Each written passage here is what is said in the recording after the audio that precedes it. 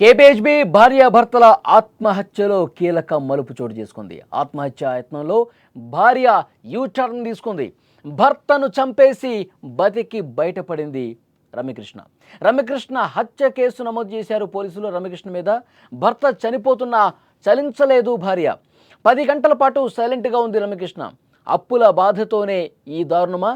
దీని వెనకాల ఇంకే ఉంది? భార్య మాటలను పోలీసులు ఇంకా నమ్మడం లేదు. సాంకేతిక ఆధారాల మీద పోలీసులు ఫోకస్ పెంచారు. హైదరాబాద్లో సంచలనం సృష్టించిన భార్యాభర్తల కేసులో రోజుకొక కొత్త ట్విస్ట్ బయటకు వస్తోంది. కేపీహెచ్బీ పోలీసులు జరుపుతున్నటువంటి దర్యాప్తులో అనేక అనుమానాలు, విస్తుపోయే వాస్తవాలు ఇప్పుడు బయటకు వస్తున్నాయి. 3 రోజుల క్రితం ఒక విషాద ఘటన ఆత్మహత్యాయత్నంగా మొదలైనటువంటి ఈ కేసు ఒక మిస్టరీగా ఇప్పుడు తయారైంది. అప్పుల బాధలు తట్టుకోలేక కత్తితో గొంతు కోసుకున్న ఈ దంపతుల కథలో భర్త మరణానికి భార్యే కారణమనే అనుమానాలు బలపడుతున్నాయి. అయితే ఈ కేసులో పోలీసులు అనేక కోణాల్లో దర్యాప్తు చేస్తున్నారు. భర్త రామకృష్ణారెడ్డిని చంపిన తర్వాత భార్య రమ్యకృష్ణ ఎందుకు ఆత్మహత్య చేసుకోలేదు అనేది ప్రధాన ప్రశ్న. ఇద్దరు కలిసి ఆత్మహత్య చేసుకోవాలని నిర్ణయించుకున్నప్పటికీ భర్త మరణించిన తర్వాత ఆమె తన నిర్ణయాన్ని మార్చుకోవటం వెనుక ఏదైనా కారణం ఉందా అనే కోణంలో పోలీసులు కూపీలాగుతున్నారు. భర్త ప్రాణాలు గాల్లో ఒకవైపు కలిసిపోతుంటే అంబులెన్స్కు ఫోన్ చేయకపోవటం, పోలీసులకు సమాచారం ఇవ్వకపోవటం అనేక అనుమానాలకు తావిస్తున్న పరిస్థితుంది.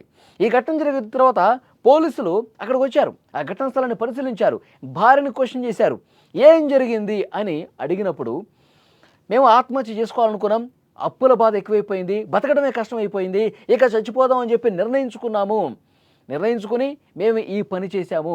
నేనే నా భర్త గొంతు కోశాను, తర్వాత నేను కూడా చచ్చిపోదాం అనుకున్నాను, కానీ నాకు ధైర్యం సరిపోలేదు.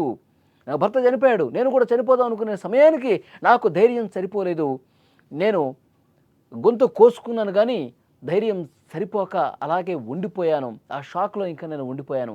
నా భర్త చనిపోయాడని చెప్పి ఆమె పోలీసులకు చెప్పింది. కానీ పోలీసులు ఇంకా ఈ విషయాన్ని నమ్మటం లేదు. దీని వెనకాల ఇంకో ఏదో రీజన్ ఉంది. భర్త చనిపోయినప్పుడు నిజంగా కలిసి చనిపోవాలి అనుకున్నప్పుడు భార్య కూడా గొంతు కోసుకొని చచ్చిపోతుంది. కానీ ఎందుకు ఆ విధంగా జరగలేదు? దీని వెనకాల కారణం ఏంటి? భర్త కొన ఊపిరితో కొట్టుమిట్టాడుతున్న సమయంలో కూడా ఓకే, తను యూటర్న్ తీసుకుంది, తను చనిపోవద్దు అనుకుంది. మరి భర్త గొంతు కోసినప్పుడు తను ఆ రక్తపు మడుగులో పడి కొన ఊపిరితో ఉన్నప్పుడు కనీసం బతికించాలన్న ఆలోచన రావాలి కదా, కనీసం అంబులెన్స్కి ఫోన్ చేయాలన్నటువంటి ఆలోచన రావాలి కదా, తర్వాత పోలీసులు కంప్లైంట్ చేయాలన్నటువంటి ఆలోచన రావాలి కదా. ఇదేమీ లేకుండా దాదాపు 10 నుంచి 15 గంటల పాటు అదే రూమ్లో అదే విధంగా ఉండటాన్ని ఏ విధంగా చూస్తారు? భర్త చనిపోయిన తర్వాత అదే రూమ్లో పడుకుంది 10 గంటల పాటు. అంటే దీని వెనకాల ఏంటి రీజన్? అంటే ముందే ఒక ప్లాన్ ఏమన్నా వీళ్ళు గీసుకుందా?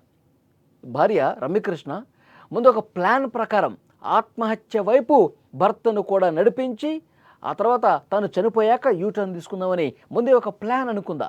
దాంట్లో భాగంగానే ఈ వ్యవహారం మొత్తం నడిపించిందా? అప్పుల బాధ కాదు, అసలు ఏవీ కాకుండా ఒక కొత్త కోణం ఏమైనా ఉందా? దాంతోనే ఈ విధంగా చేసిందా? పోలీసులు ఈ కోణాల్లో కూడా దర్యాప్తు చేస్తున్నటువంటి పరిస్థితి ఉంది.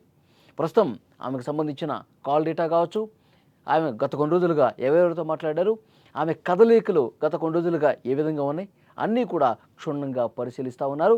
వేరే కోణాలు ఏమైనా ఉన్నాయా ఈ కేసులో ఆరా తీస్తున్నటువంటి పరిస్థితి ఉంది. 4 రోజుల క్రితం జరిగినటువంటి ఈ ఘటన హైదరాబాదులో సంచలనం సృష్టించిన పరిస్థితి.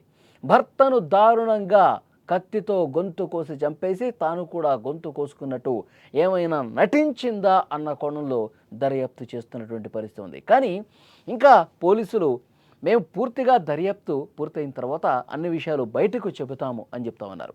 కానీ ఇంకా లోతుగా ఇన్వెస్టిగేట్ చేయాల్సినటువంటి అవసరం ఉందని చెప్తున్నారు. భార్య రమ్యకృష్ణ ఫ్రెండ్స్ ఎవరైతే ఉన్నారో వాళ్ళని విచారిస్తూ ఉన్నారు. అలాగే రమ్యకృష్ణకి సంబంధించిన బంధువులు ఎవరైతే ఉన్నారో వాళ్ళని ప్రశ్నిస్తున్నారు. ఆ ఇంటి చుట్టుపక్కల ఎవరైతే ఉన్నారో రామకృష్ణారెడ్డి సన్నిహితంగా మెలిగేవారు ఎవరైతే ఉన్నారో, రామకృష్ణారెడ్డి ఫ్రెండ్స్ కావచ్చు, వాళ్ళ కుటుంబ సభ్యులు కావచ్చు, అన్నీ ఆరా తీస్తున్నారు. ఇద్దరి ఫోన్లు చెక్ చేస్తున్నారు. ఫోన్లో ఉన్న డేటా కూడా పరిశీలిస్తూ ఉన్నారు. ఇంకా ఏదో రీజన్ ఉంది అని చెప్పి పోలీసులు చాలా బలంగా నమ్ముతున్నటువంటి పరిస్థితి. వేరే కారణం ఏదో ఉంది అని చెప్పి పోలీసులు ఇంకా ఆ కోణంలో దర్యాప్తు చేస్తున్న పరిస్థితి. సో డెఫినెట్గా ఇవన్నీ కూడా బయటకు రావాల్సినటువంటి అవసరం ఉంది. ఇంకా ఆసుపత్రిలోనే ఉంది. స్వల్ప గాయాలతో బయటపడ్డ భార్య రమకృష్ణారా అక్కడ ఆసుపత్రిలో చికిత్స తీసుకుంటోంది. ఆమె మీద అనుమానం ఉన్న నేపథ్యంలో భర్తను చంపింది కాబట్టి హత్య కేసు ఆమె మీద నమోదయ్యే అవకాశం కనిపిస్తుంది. ఇంకా ఆధారాలు కూడా పూర్తిగా సంపాదించే పనిలో పోలీసులు ఉన్నారు.